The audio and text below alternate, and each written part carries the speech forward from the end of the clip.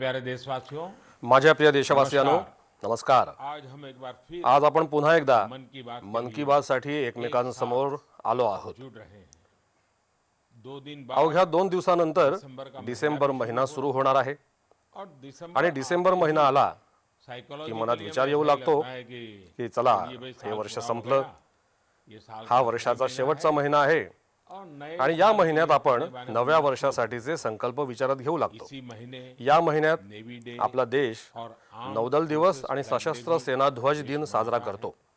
हम सबको हे आपल्याला सर्वांनाच ठाऊक आहे की येत्या 16 डिसेंबर रोजी आपला देश 1971च्या युद्धाचं सुवर्ण जयंती वर्ष साजरं करत आहे। सभी अवसरों मी या सर्व दिनविशेषानिमित्त देशाच्या संरक्षण दलांचं स्मरण करतो, हमारे आपल्या वीरांचं स्मरण करतो और विशेष रूप आणि विशेष म्हणजे अशा वीरांना जन्म देणाऱ्या वीर मातांचं स्मरण करतो। हमेशा की तरह नेहमीप्रमाणेच इस बार भी यावेळी सुद्धा मला नमो ॲपवर, माय गव्हवर आपल्या सर्वांकडून अनेक सूचना प्राप्त झाल्या आहेत। आप लोगों ने आपण सर्वांनीच मला आपल्या कुटुंबाचा एक भाग मानला आहे अपने जीवन आणि आपल्या आयुष्यातली सुखदुःख माझ्यासोबत वाटून घेतली आहेत। जवान भी हैं। या सर्वांमध्ये अनेक युवक युवती आहेत, विद्यार्थी विद्यार्थिनी आहेत। बहुत अच्छा लगता मला खरंच खूप बरं वाटतं की मन की बातचं आपलं हे कुटुंब सातत्यानं वाढत तर आहेच, मन पण मनांनीही जोडलं जात आहे आणि उद्दिष्टांनीही जोडलं जात आहे और हमारे आणि परिणामी दृढ होणारं आपलं हे नातं आपल्या अंतर्मनात सातत्यानं सकारात्मकतेचा एक प्रवाह खेळवत राहतं। प्रवाहित कर रहे हैं। मेरे प्यारे माझ्या प्रिय देशवासियांनो, मुझे सीतापूरच्या ओजस्वीनी मला लिहिलं आहे अमृत की अमृत महोत्सवाशी संबंधित चर्चा त्यांना खूप आवडतात। पसंद आ रही है। वो अपने दोस्त ते आपल्या मित्रांसोबत मन की बात ऐकतात और स्वाद आणि स्वातंत्र्य लढ्याबद्दल खूप काही जाणून घेण्याचा, जानने का, शिकण्याचा सीखने का सातत्यानं प्रयत्न करत असतात। साथियों, मित्रांनो, अमृत महोत्सव अमृत महोत्सव सीखने के हा शिकण्यासोबतच देशासाठी काहीतरी करण्याचीही प्रेरणा देतो और अब तो आणि आता तर देशभरातील सामान्य जनता असो वा सरकार असो, पंचायतींपासून संसदेपर्यंत सर्वत्र अमृत महोत्सवाचाच गाजावाजा सुरू आहे आणि या उत्सवाशी जोडलेले कार्यक्रम सतत सुरू आहेत। ऐसा ही एक रोज असाच एक रंजक कार्यक्रम नुकताच दिल्लीत पार पडला। आजादी आजादी की कहानी बच्चों की जुबानी कार्यक्रम या कार्यक्रमात मुलांनी स्वातंत्र्य लढ्याशी संबंधित कथा अगदी मनापासून सादर केल्या। प्रस्तुत किया। खास बात विशेष म्हणजे यात भारतासोबतच साथ ही Nepal, Nepal, Mauritius, Tanzania, New Zealand आणि फिजी येथील विद्यार्थीही सहभागी झाले। हमारा देश का आपल्या देशातली महारत्न कंपनी ONGC, ONGC भी ही ONGC कंपनी सुद्धा अभिनव पद्धतीनं अमृत महोत्सव साजरा करत आहे। दिनों ONGC अलीकडे आपल्या विद्यार्थ्यांसाठी तेल क्षेत्रात अभ्यास दौरे आयोजित करत आहे। इन टूर्स में या दौऱ्यांमध्ये युवा वर्गाला ONGC को ONGCच्या तेल क्षेत्रातील कामांबद्दल माहिती दिली जात आहे।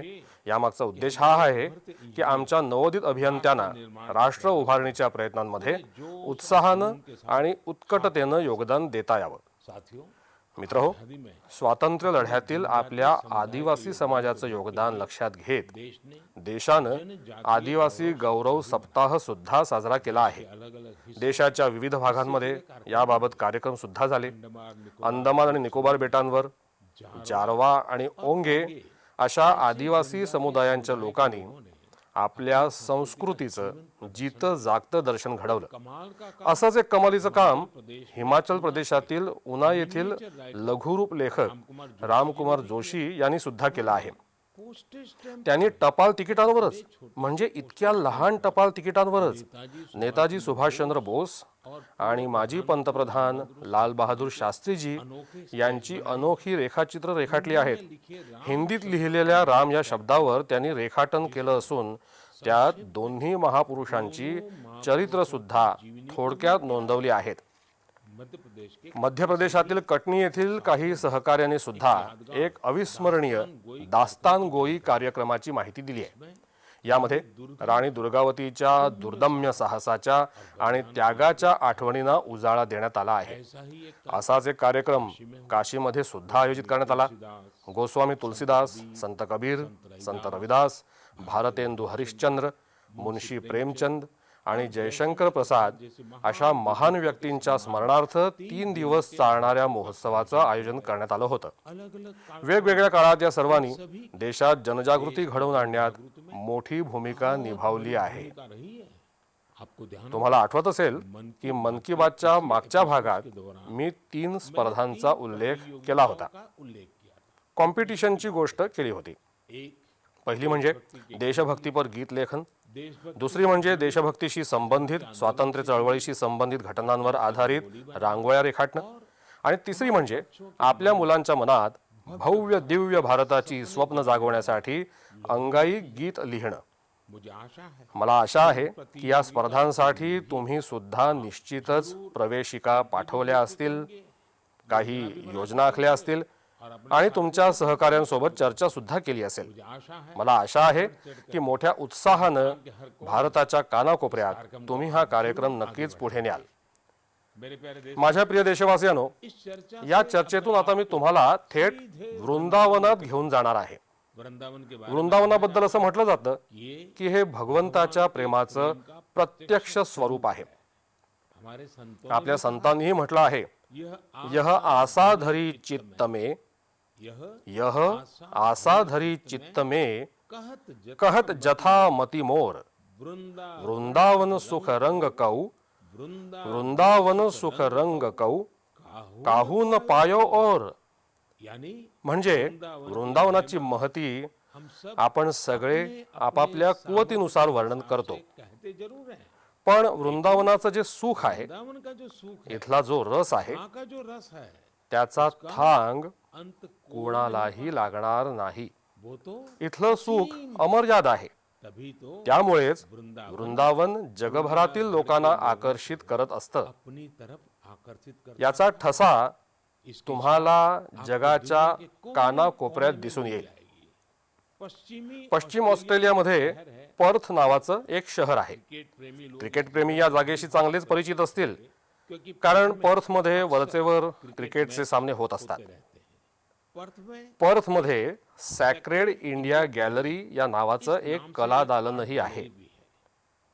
स्वान नामक दरीच्या सुंदर परिसरात हे कला दालन तयार करण्यात आलं आहे.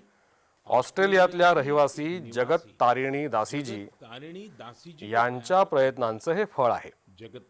जगत तारिणीजी खरं तर ऑस्ट्रेलियाच्या आहेत. त्यांचा जन्मही तिथेच झाला, तिथेच त्या लहानाच्या मोठ्या झाल्या, पण त्यांनी 13 वर्षांपेक्षा जास्त काळ वृंदावनात व्यतीत केला. त्या म्हणतात की त्या ऑस्ट्रेलियात तर परतल्या, आपल्या देशात तर परतल्या, पण त्या वृंदावनाला विसरू शकल्या नाहीत. त्यामुळेच वृंदावन आणि तिथल्या आध्यात्मिक भावनेशी नाळ कायम जुळलेली राहावी या भावनेतून त्यांनी ऑस्ट्रेलियातच वृंदावन वसवलं. आपल्या कलेच्याच माध्यमातून त्यांनी अद्भुत असं वृंदावन घडवलं. इथे येणाऱ्या लोकांना विविध प्रकारच्या कलाकृती पाहण्याची संधी मिळते. त्यांना भारतातील सर्वात प्रसिद्ध तीर्थक्षेत्र वृंदावन, नवाद्वीप आणि जगन्नाथपुरी इथल्या परंपरांचं आणि संस्कृतीचं दर्शन घडतं.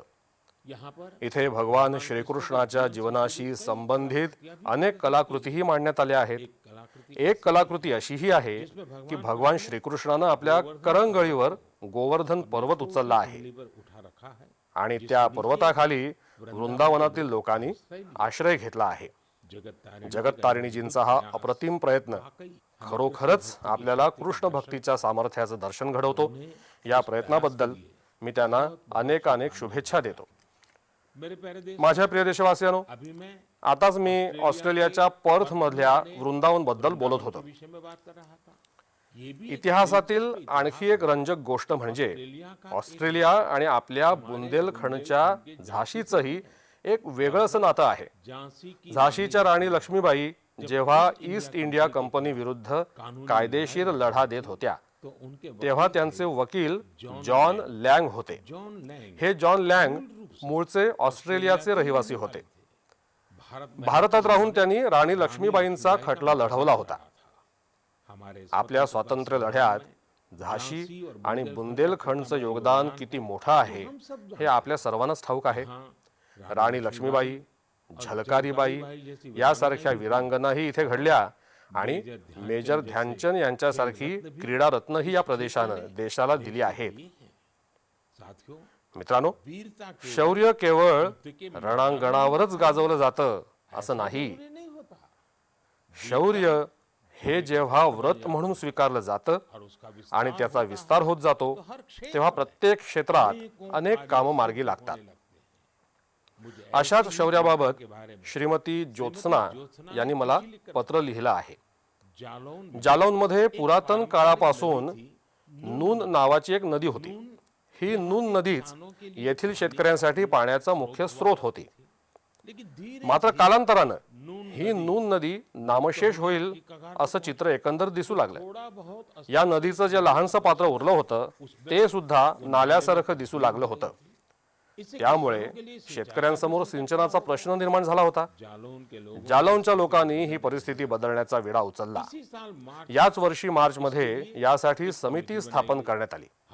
हजारों ग्रामस्थ आणि स्थानिक नागरिक या मोहिमेत उत्स्फूर्तपणे सहभागी झाले. की पंचायतों ने येथील पंचायतींनी ग्रामस्थांच्या सहकार्यानं काम सुरू केलं आणि आज एवढ्या कमी वेळात आणि अत्यंत कमी खर्चात ही नदी पुनरुज्जीवित झाली आहे. कितने ही अनेक शेतकऱ्यांना याचा लाभ होत आहे. युद्ध के रणांगणाव्यतिरिक्त गाजवलेल्या शौर्याचं हे उदाहरण हमारे देश आपल्या देशवासियांच्या संकल्प शक्तीचं दर्शन घडवतं आणि हे सुद्धा सांगतं की आपण दृढ निश्चय केला तर अशक्य असं काहीच नाही. आणि यालाच तर मी म्हणतो, सब सर्वांचे प्रयत्न. मेरे प्यारे देशवासी, माझ्या प्रिय देशवासियांनो, हम प्रकृति जेव्हा आपण निसर्गाचं रक्षण करतो त्या बदल्यात निसर्गही आपलं संरक्षण करतो, आपल्याला सुरक्षा प्रदान करतो. को हम अपने अनेकदा वैयक्तिक आयुष्यातही आपल्याला हे अनुभवता येतं. असाच एक आदर्श तामिळनाडूच्या जनतेनं व्यापक स्तरावर घालून दिला आहे. ये उदाहरण है. हे उदाहरण आहे तामिळनाडूच्या तुतुकुडी जिल्ह्यातलं. हम जानते हैं आपल्याला ठाऊक आहे की किनारपट्टीच्या भागातली जमीन काही वेळा पाण्याखाली जाण्याची शक्यता असते. तूतुकुड़ी में तुतुकुडीमध्येही अनेक छोटी बेटं आणि भूभाग होते जिनके समुद्र ज्यांना समुद्रात बुडण्याचा धोका जास्त होता. यहाँ के लोगों इथल्या लोकांनी आणि तज्ज्ञांनी निसर्गाच्याच माध्यमातून या नैसर्गिक आपत्तीपासून कसा बचाव करायचा हे शोधून काढलं. हे लोक आता या बेटांवर पाल्मिराची झाडं लावत आहेत. ये पेड़ ही झाडं चक्रीवादळ आणि वादळामध्ये सुद्धा ठाम उभी राहतात आणि जमिनीची धूप होऊ देत नाही. अब इस इलाके त्यामुळे आता हा परिसर वाचवता येईल असा नवा विश्वास निर्माण झाला आहे. मित्रहो, आपल्याला निसर्गापासून धोका तेव्हाच उत्पन्न होतो जेव्हा आपण निसर्गाचं संतुलन बिघडवतो किंवा त्याचं पावित्र्य नष्ट करतो. प्रकृति निसर्ग मातेप्रमाणेच आपलं पालन पोषण करतो आणि आपल्या विश्वात नवनवे रंग भरतो. अभी मैं अलीकडेच मी सोशल मीडियावर पाहत होतो, मेघालय में मेघालयातील एका फ्लाइंग बोटीचा फोटो खूप व्हायरल होतो आहे. पहली ही पहिल्याच दृष्टिक्षेपात हे छायाचित्र आपलं लक्ष वेधून घेतं. आप में से भी तुमच्यापैकी बहुतेकांनी हे ऑनलाईन पाहिलं असेल. जरूर देखा होगा. हवेत तरंगणारी ही बोट नाव को जवळून पाहिल्यावर लक्षात येतं तब हमें पता की ती तर नदीच्या पाण्यात फिरत आहे. नदी का नदीचं पाणी इतकं स्वच्छ आहे की आपल्याला तिचा तळ दिसतो आणि बोट हवेत तरंगत असल्याप्रमाणे भासू लागते. जाती है. हमारे देश आपल्या देशात अनेक राज्य आहेत, अशी अनेक ठिकाणं आहेत जहाँ के जिथे लोकांनी आपल्या नैसर्गिक वारशाच्या नानाविध रूपांची जोपासना केली आहे. लोगों ने या लोकांनी के साथ निसर्गाशी तादात्म्य पावणारी जीवनशैली आजही जिवंत ठेवली आहे. ये हम सब के लिए आपल्या सर्वांसाठीही हे प्रेरक आहे. हमारे आसपास आपल्या आजूबाजूला जे नैसर्गिक स्रोत आहेत हम उन्हें ते बचाएं, आपण जपले पाहिजेत. उन्हें फिर से त्यांना पुन्हा मूळ स्वरूपात आणलं पाहिजे. इसी में यातच आपल्या सर्वांचं हित आहे, जग का ही- जगाचं हित आहे. मेरे प्यारे देशवासी, माझ्या प्रिय देशवासियांनो, सरकार जेव्हा सरकार योजना बनवतं, बजट अर्थसंकल्पातून खर्च करतं, समय पर प्रकल्प वेळेवर पूर्ण करतं, तेव्हा लोकांना वाटतं की ते काम करत आहेत. लेकिन सरकार के मात्र अनेक सरकारी कामांमध्ये विकास के विकासाच्या अनेक योजना राबवताना मानवीय मानवी संवेदनांशी निगडीत कामं हमेशा नेहमीच अनोखा आनंद देतात. सरकार सरकारच्या प्रयत्नांमुळे, सरकार सरकारच्या योजनांमुळे कैसे कुठलं जीवन कसं बदललं, उस बदले हुए त्या बदललेल्या जगण्याचा अनुभव काय, जब ये हे ऐकून आपणही भावना विवश होतो. संवेदनाओं से भर जाते हैं, त्यातून मन को मनाला समाधानही मिळतं और उस आणि योजना को ती योजना लोकांपर्यंत पोहोचवण्याची प्रेरणाही मिळते. एक प्रकार से म्हणजेच असं करणं एका अर्थानं स्वांतः सुखायस्त्र आहे. आणि म्हणूनच मन की बात आज मन की बात मध्ये आपल्यासोबत साथ 2 सहकारी असेही आहेत जे निव्वळ हिमतीच्या बळावर एक नवं आयुष्य जिंकून आले आहेत. त्यांनी आयुष्मान भारत योजनेअंतर्गत उपचार घेतले आणि नव्या आयुष्याला सुरुवात केली.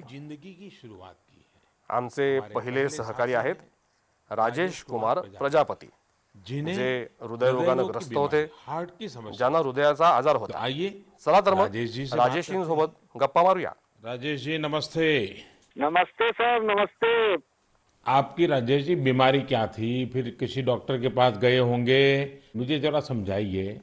स्थानीय डॉक्टर ने कहा होगा, फिर किसी और डॉक्टर के पास गए होंगे, फिर आप निर्णय नहीं करते होंगे या करते होंगे, क्या क्या होता था? जी मुझे हार्ट में प्रॉब्लम सर आ गई थी, मेरे सीने में जलन होती थी सर। हम्म. फिर मैंने डॉक्टर को दिखाया, डॉक्टर ने पहले तो बताया हो सकता बेटा तुम्हारे एसिड होगी। तो मैंने काफी दिन एसिड की दवाई कराई, उससे जब मुझे फायदा नहीं हुआ फिर डॉक्टर कपूर को दिखाया।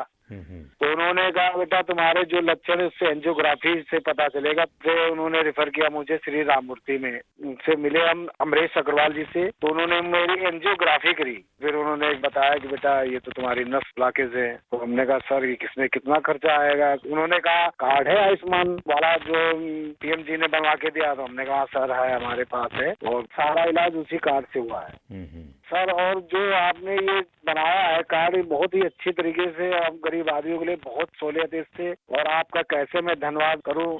आप करते क्या है राजेश जी? सर मैं इस समय तो प्राइवेट नौकरी करता हूं सर। और आयु कितनी है आपकी? मेरी 49 साल है सर। इतनी छोटी आयु में आपको हार्ट का ट्रबल हो गया?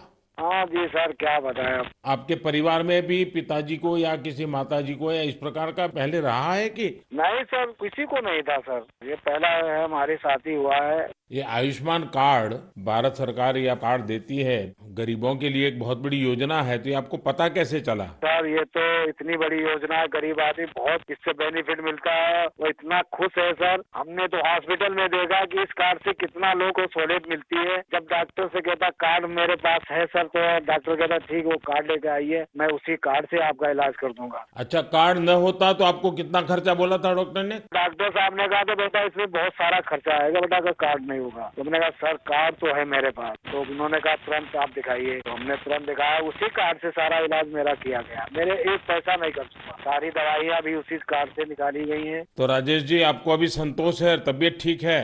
जी सर, आपका बहुत बहुत धन्यवाद सर। और आपकी उम्र भी इतनी लंबी होगी, हमेशा सत्ता में ही रहे। हमारे परिवार के लोग भी आपसे इतना खुश हैं, हम क्या कहें आपसे। राजेश जी आप मुझे सत्ता में रहने की शुभकामना मत दीजिए। मैं आज भी सत्ता में नहीं हूँ और भविष्य में भी सत्ता में जाना नहीं चाहता हूँ। मैं सिर्फ सेवा में रहना चाहता हूँ। मेरे लिए ये पद, ये प्रधानमंत्री, सारी चीजें ये सत्ता के लिए है ही नहीं भाई, सेवा के लिए है। सेवा ही तो चाहिए हम लोगों को, और क्या। देखिए गरीबों के लिए ये आयुष्मान भारत योजना ये अपने आप में जी सर बहुत बढ़िया चीज है।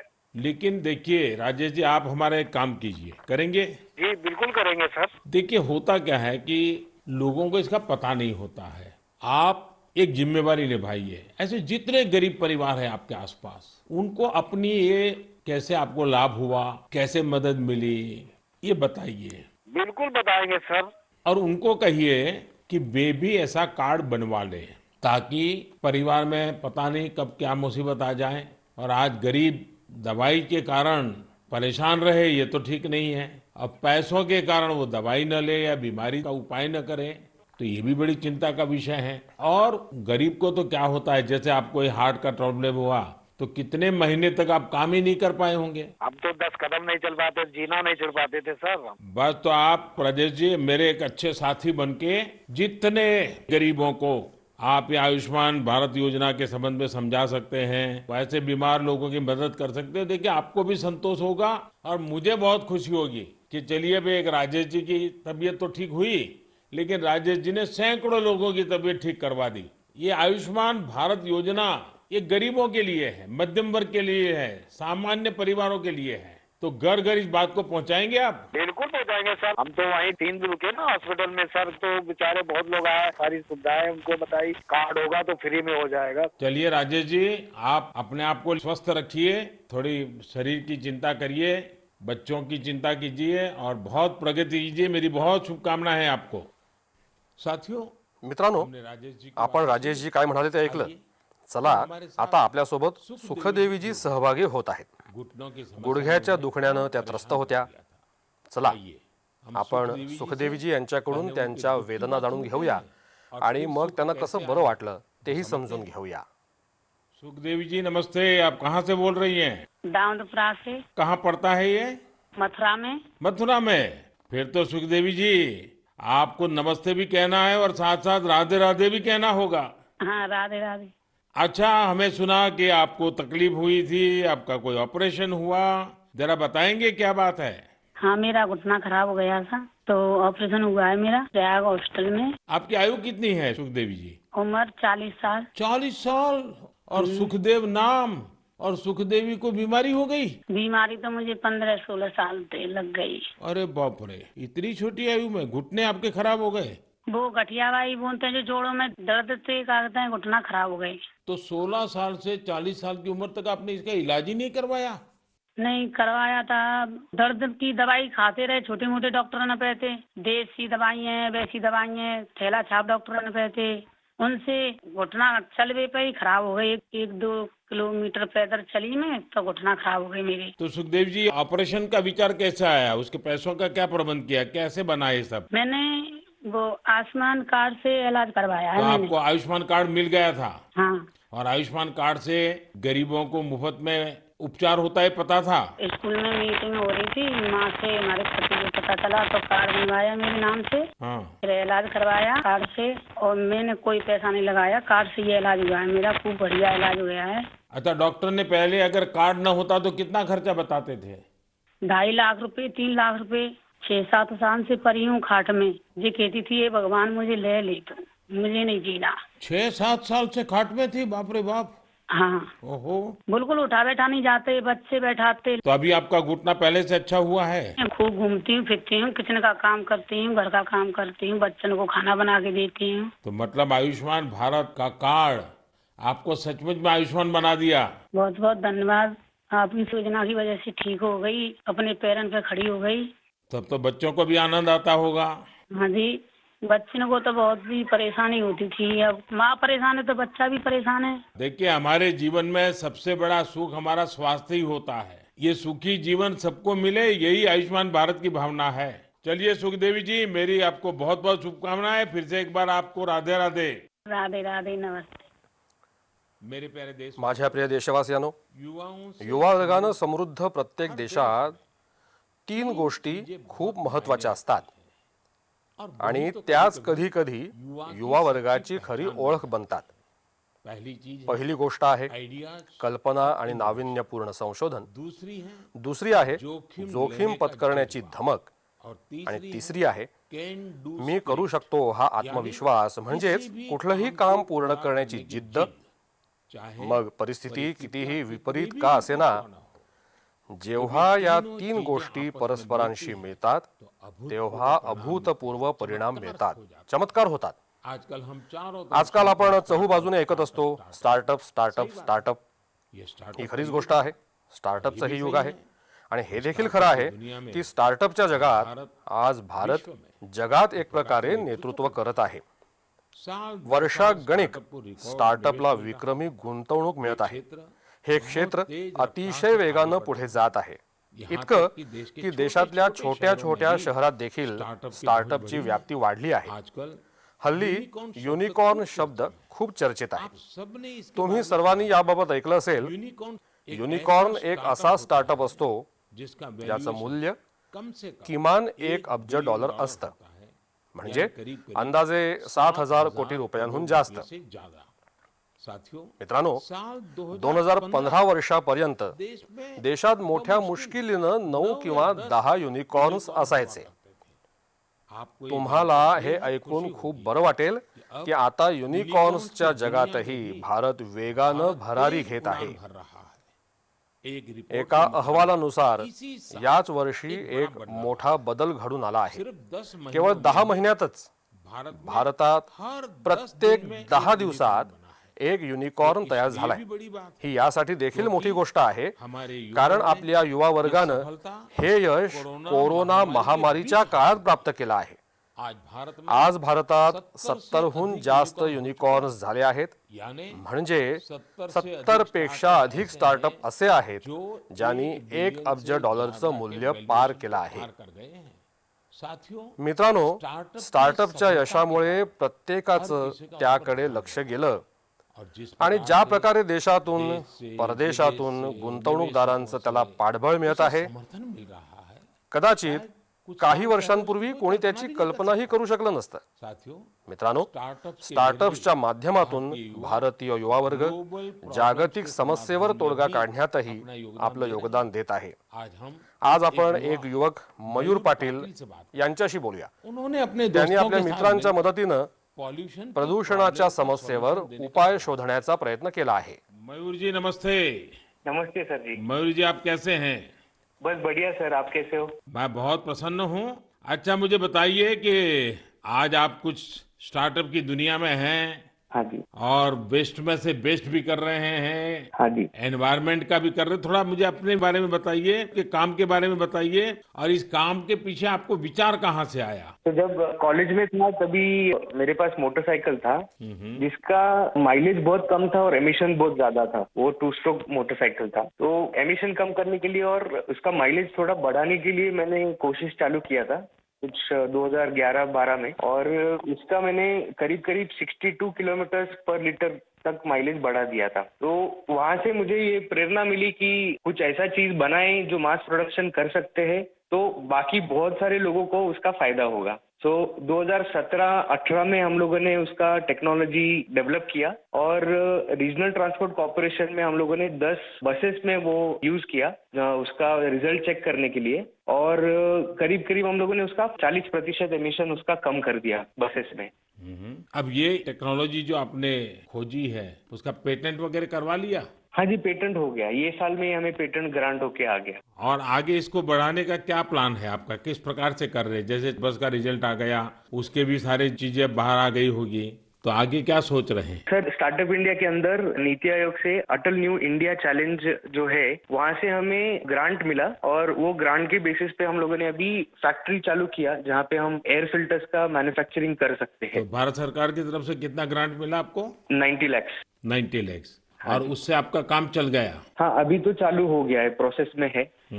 आप कितने दोस्त मिलकर के कर रहे हैं सब? हम लोग 4 लोग हैं सर. और चारों पहले साथ में ही पढ़ते थे और उसी में से आपको एक विचार आया आगे बढ़ने का?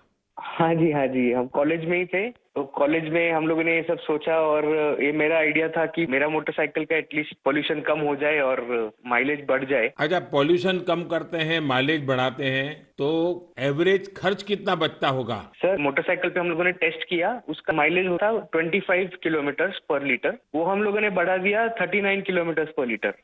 तो करीब 14 किलोमीटर का फायदा हुआ, और उसमें से 40% का कार्बन एमिशंस कम हो गया. और जब बसेस पे किया रीजनल ट्रांसपोर्ट कॉर्पोरेशन में, तो वहाँ पे 10% फ्यूल एफिशिएंसी इंक्रीज हुआ, और उसमें भी 35-40% एमिशंस कम हो गया. मयूर, मुझे अच्छा लगा आपसे बात करके, और आपके साथियों को भी मेरी तरफ से बधाई दीजिए कि कॉलेज लाइफ में खुद की जो समस्या थी उस समस्या का समाधान भी आपने खोजा, और अब उस समाधान में से जो रास्ता चुना उसने पर्यावरण की समस्या को एड्रेस करने के लिए आपने बीड़ा उठाया. और ये हमारे देश के युवाओं का ये सामर्थ्य ही है कि कोई भी बड़ी चुनौती उठा लेते हैं और रास्ते खोज रहे हैं. मेरी तरफ से आपको बहुत शुभकामनाएं हैं. बहुत बहुत धन्यवाद. Thank you sir, thank you. साथियों, मित्रांनो, कुछ सालों पहले काही वर्षांपूर्वी जर कोणी म्हटलं असतं वो बिजनेस की त्याला व्यवसाय करायचा आहे या एक किंवा एक नवी कंपनी सुरू करायची आहे, तब तर परिवार त्यावर कुटुंबातील वडीलधाऱ्या मंडळींचं उत्तर असायचं, नौकरी क्यों नहीं तुला करता? नोकरी का करायची नाही? नौकरी करो ना. नोकरी करणं बाबा. अरे नौकरी में नोकरी security सुरक्षितता असते, पगार मिळतो, कटकटी कमी असतात. लेकिन आज आज मात्र जर कोणी स्वतःची कंपनी सुरू करू इच्छित असेल तर त्याच्या आजूबाजूचे सगळेजण खूप उत्साहित होतात आणि त्याला यात सर्वतोपरी मदतही करतात. साथियों, मित्रांनो, भारत की भारताच्या विकास गाथेला इथेच वळण मिळालं आहे, जिथे आता लोक केवळ नोकरी मिळण्याचं स्वप्न पाहत नाहीत, तर नोकऱ्या देणारे देखील बनत आहेत. इससे यामुळे जागतिक पटलावर भारताची स्थिती आणखी मजबूत होईल.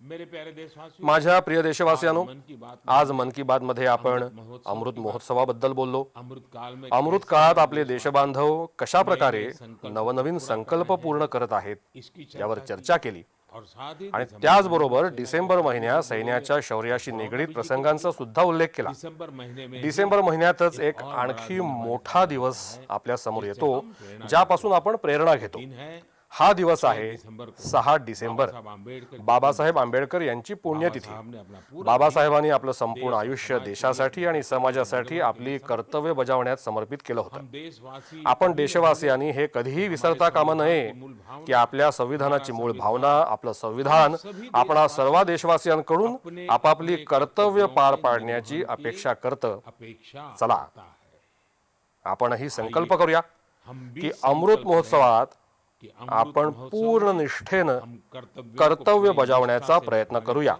प्रयास करेंगे हीच बाबासाहेबांप्रती के लिए। आपली खरी श्रद्धांजली असेल. साथियों, मित्रांनो, अब हम दिसंबर आता आपण डिसेंबर महिन्यात प्रवेश करत आहोत. स्वाभाविक है साहजिकच आहे, मन की बात पुढची मन की बात 2021 ची इस वर्ष या वर्षाची अखेरची मन की बात असेल. 2022 में 2022 मध्ये पुन्हा प्रवास सुरू करू. और वहाँ आणि मी तुमच्याकडून भरपूर सूचनांची अपेक्षा करतच असतो आणि यापुढेही करत राहीन. तुम्ही या वर्षाला कसा निरोप देत आहात, नए साल नव्या वर्षात काय करणार आहात हे देखील अवश्य सांगा. और हाँ, आणि हे कधीही विसरू नका की कोरोना अजून गेलेला नाही. सावधान। सावधगिरी बाळगणं ही आपली सर्वांची जबाबदारी आहे. बहुत बहुत धन्यवाद। खूप खूप धन्यवाद.